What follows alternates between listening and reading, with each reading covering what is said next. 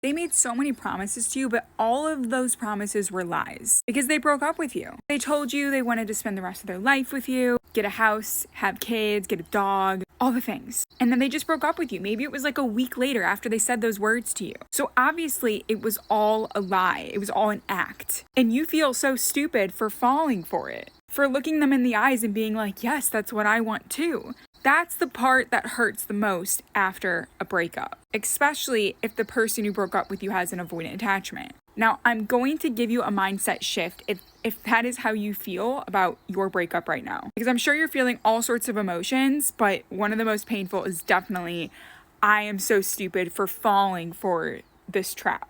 Okay, what if I said, when your avoidant partner was telling you those things, they wanted to spend their life with you, they wanted to get married, they wanted to travel the world with you, whatever. What if I told you that when they told you those things, they were actually being serious? In that moment, they felt the love, they felt these emotions that they've never experienced before, and it just felt right to tell you that they wanted something more. They were ready to do it with you. And then maybe when they went home or days went by, they realized these emotions are making me feel extremely uncomfortable and extremely vulnerable. And I feel like I'm losing myself in this relationship. I feel like I am losing control. And when I don't have control and when I don't have a grip on who I am and my identity, I feel lost. I feel like I'm floating. I feel like I did when I was a child. So in order to gain control back and not lose themselves and not feel this threat of being in a relationship, losing themselves, and then what? They decide to take control of the relationship by ending it, because the relationship is the vessel that is creating a lot of uncertainty in the avoidantly attached person's life, which is uncomfortable for someone that needs control and power in order to feel stable and safe and secure. Does that make sense? So do you think they have regrets later? Do you think they still feel things every so often for you?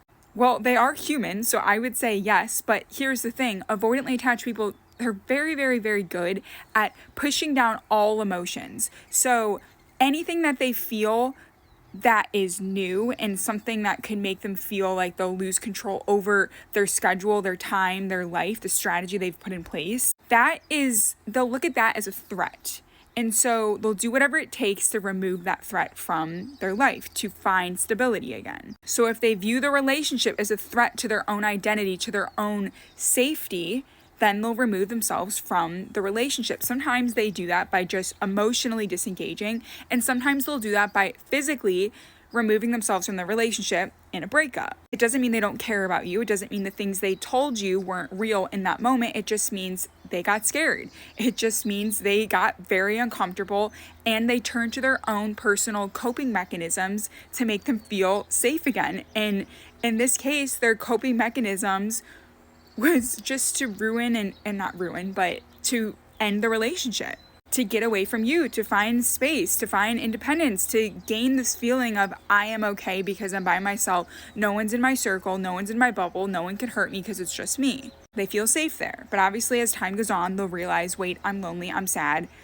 I actually liked having this person in my life, maybe not as much as we were, like it was too much, but I still want them in my life. That's why they typically reach back out to you later. That's why I say they always come back.